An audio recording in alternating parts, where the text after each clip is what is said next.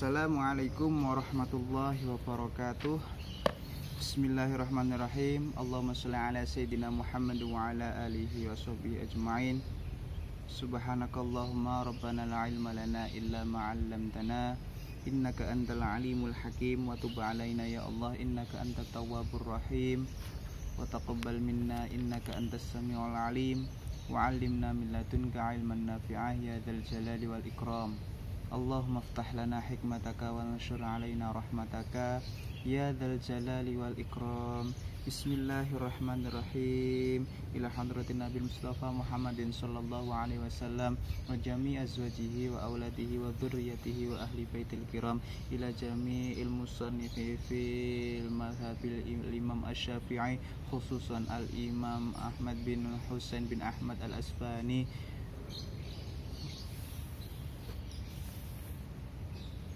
wa usulihim wa furu'ihim wa jami'i tarakatihim wa jami'i silsilatihim syai'ul lillahi wa lahumul fatihah. A'udzu billahi minasyaitonir rajim. Bismillahirrahmanirrahim. Alhamdulillahi rabbil alamin arrahmanir rahim maliki yaumiddin. Iyyaka na'budu wa iyyaka nasta'in. Ihdinas siratal mustaqim siratal ladzina an'amta 'alaihim ghairil maghdubi 'alaihim waladdallin. Amin. Bismillahirrahmanirrahim. Alhamdulillahi rabbil alamin.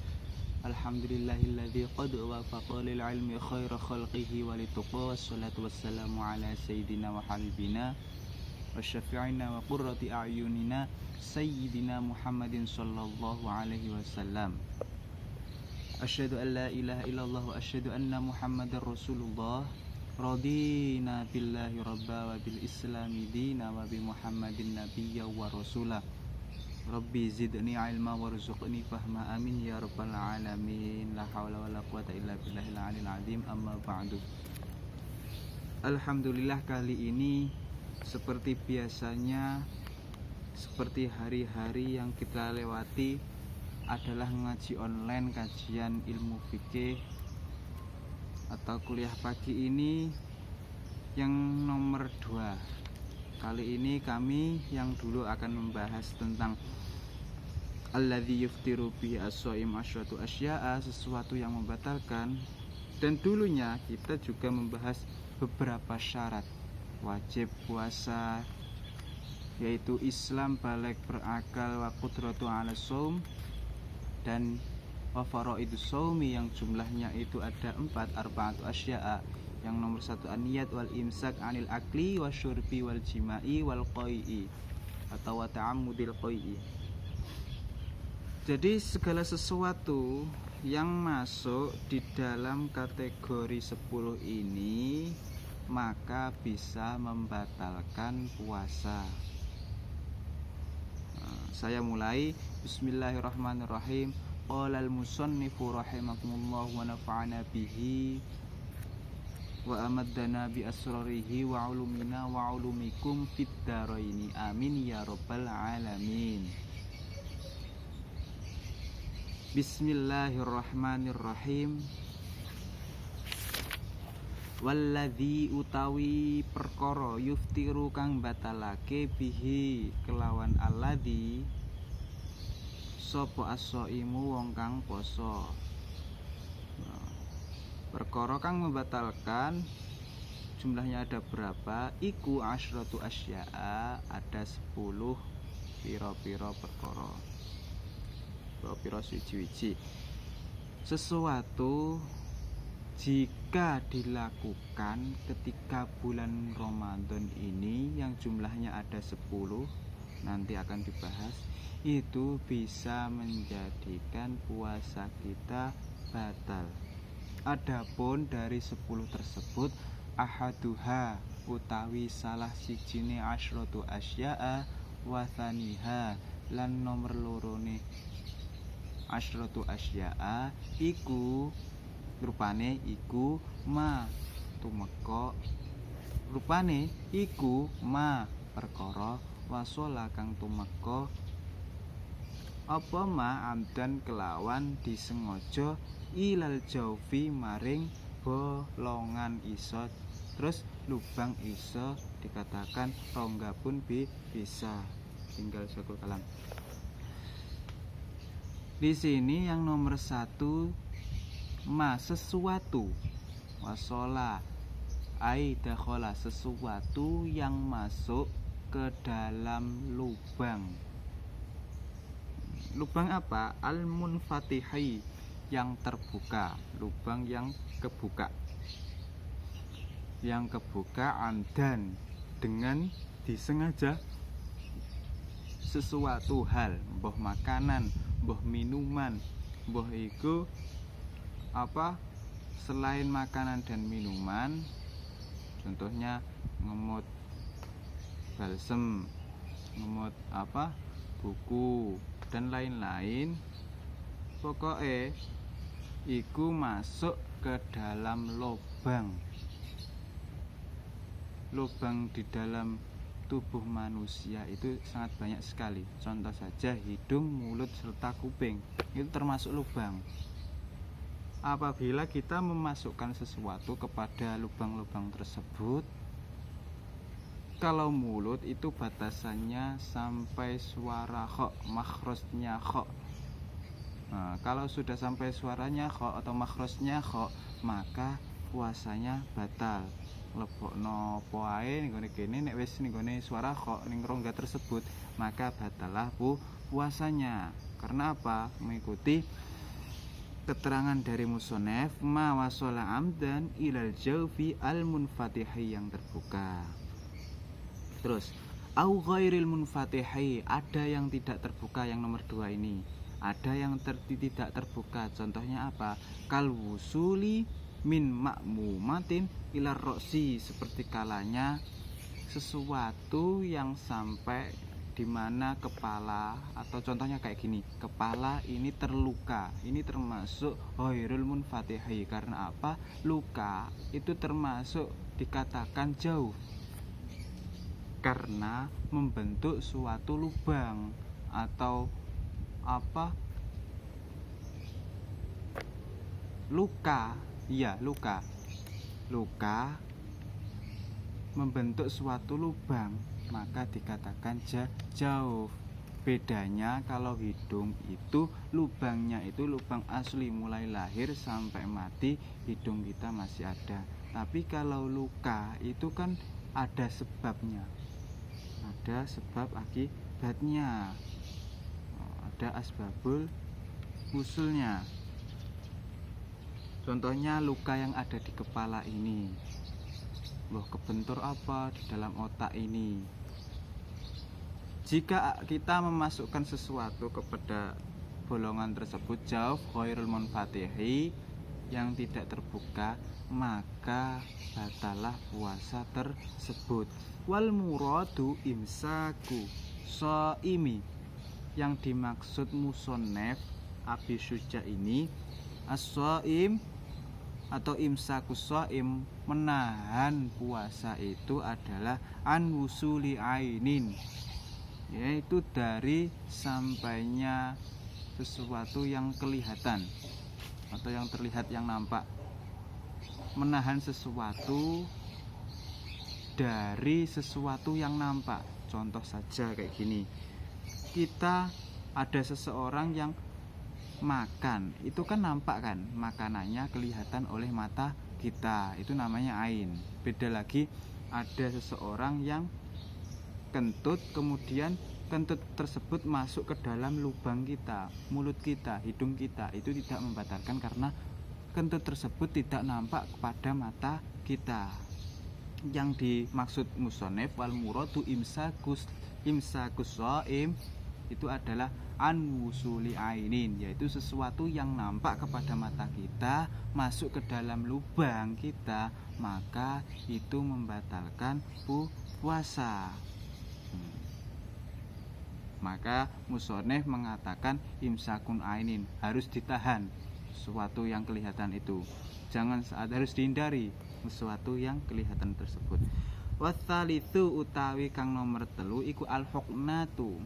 Al-huknatu ini kalau saya cari di kamus itu artinya suntikan, tapi saya artikan mengobati aja, umum.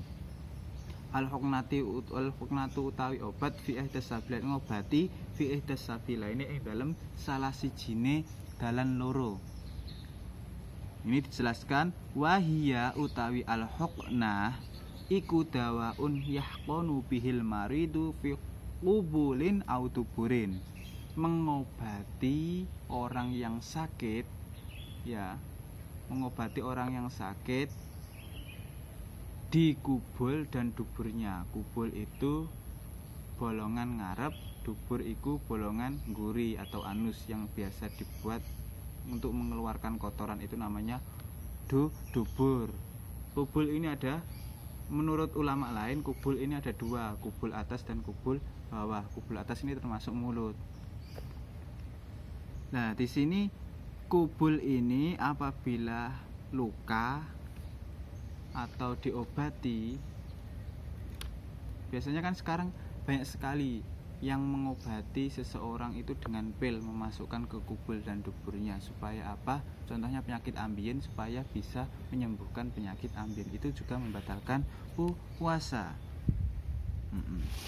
Terus menyuntik di bokong atau di pantat itu juga membatalkan puasa atau dubur. Yang nomor 4, warrobiu utawi kang kaping 4 iku alqoiu amdan. Iku alqoiu muntah amdan kelawan disengaja. Fa illam yata'ammad mongko lamun ora sengaja, nek ora sengaja lam yabtul mongko ora batal apa saumuhu posone man. Kama sabako kaya keterangan sabako kang sedhisik terang nembiyen bahwasanya nomor 4 ini adalah al-qai'u amdan, yaitu muntah dengan sengaja. Dan jika muntahnya itu tidak dengan sengaja ghairul amdin, maka tidak dihukumi batal, karena ada sesuatu yang mendapat keringanan dalam hukum Islam ini. Pertama, orang gila. Kedua, nasian, orang yang lupa. Ketiga, ghairu amdin, orang yang tidak sengaja atau tidak punya niat. 4, orang yang jahil, orang yang bodoh. Yang nomor 5 adalah orang yang tidur, orang yang ihtilam, tidur. Maka dia dihukumi mendapatkan keringanan. Dan ada satu lagi, orang yang sakit, kadang juga diberikan keringanan.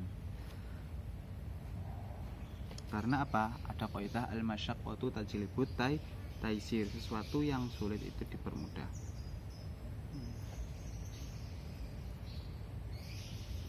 Yang nomor 5, wal khamisu al-wat'u amdan fil farji fala yaftiru as-shaimu bil jima'i nasyan kama sabaqa. Yang nomor 5, wal khamisu utawi kang nomor 5 iku al-wat'u, bersetubuh. Wat'i. Kenapa musoneh menggunakan kata wat'i?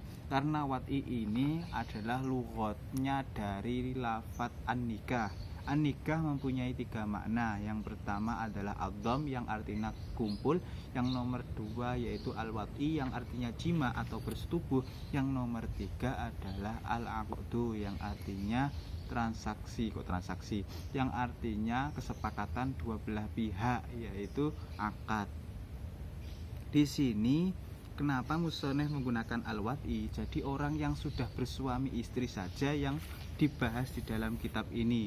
Sedangkan orang yang tidak bersuami istri, contohnya pacaran, itu tidak disebutkan di dalam kitab ini. Lapo wong pacaran disebutno? Kurang gawe. Jadi wong sing wis halal-halal wae disebutno ning kene. Wal khamisu utawi kang nomor 5, wong nek sing pacaran yo mesti harami. Jadi enggak boleh, tetap membatalkan puasa kalau dia melakukan wat'i. Wat'i ini hanya dilakukan oleh kalangan suami istri. Wal khamisu utawi kang nomor 5 iku al-wat'u wat'i atau bersetubuh amdan kelawan disengaja fil farji ing dalam farji. Ada seseorang suami istri pagi hari pada bulan Ramadan bersetubuh atau berhubungan seksual dengan disengaja, dengan amdan, disengaja. Dan batasannya dia sudah memasukkan ke dalam farji maka batallah puasa tersebut, maka batallah puasa suami istri tersebut, maka dia wajib mengqodoknya pada pertemuan yang akan datang setelah Ramadan, ila yaumil akhir atau ila yaumil ukhra. Di sini fala yuftiru as-shaim bil jima'i nasyan kama sabaqo, maka tidak membatalkan puasa jika seorang suami istri tadi melakukan hubungan seksual bil jima'i karena dia dalam keadaan nasyan, lupa, maka puasanya tidak batal kama sabaqo, seperti kalanya keterangan yang sudah dibahas oleh Imam Abu Syuja di keterangan faraidus shaum, fardu-fardunya shaum kemarin. Wasadisu utawi kang kaping 6 iku al-inzalu. Al-inzalu itu wahwa khurujul mani. Al-inzalu artinya metokno mani atau metune mani. Wahwa utawi al-inzal iku khurujul mani, metune mani. An mubasyaratin, sebab didemek iso, katakan didemek iso, sebab bersentuhan iso. Kalau di kitab ini bisa babi lamsin, sebab didemek, au takbilin utawa berhadapan, bersentuhan, bila jimain kelawan tanpa jima. Di sini ada seseorang yang sedang melakukan puasa, dia melakukan suatu kejadian yang sangat aneh dan sangat konyol. Dia mengeluarkan mani atau khurujul mani, mengeluarkan air mani dengan cara dipegang, diuntir, kemudian keluar mani tersebut. Meskipun tidak jima, bila jimain, meskipun tidak bersetubuh, maka dihukumi batal puasanya. Lah di demek bisa babi lamsin, di demek ini ada dua kategori. Keluarnya mani sebab dipegang itu hukumnya ada dua. Yang pertama muharraman, maka dihukumi haram. Yang nomor dua ghairu muharramin, maka hukumnya tidak haram. Dua ini apa saja? Yang satu muharraman. Muharraman ini dihukumi haram keluarnya mani. Contohnya adalah kana ka ikhrajihi biyadihi. Contohnya adalah keluarnya mani tersebut karena dikeluarkan oleh tangannya sendiri. Kalau di sini menggunakan bahasa onani, maka dia dihukumi haram. Mengeluarkan saja hukumi haram, apalagi mengeluarkan di bulan Ramadan, maka akan double. Makan saja yang halal itu ketika dimakan di bulan Ramadan bisa membatalkan puasa, apalagi perkara yang haram dilakukan ketika bulan puasa, maka double lah suatu amal kebajikan. Amal kebajikan, amal buruknya itu. Karena apa? Karena sudah diharamkan.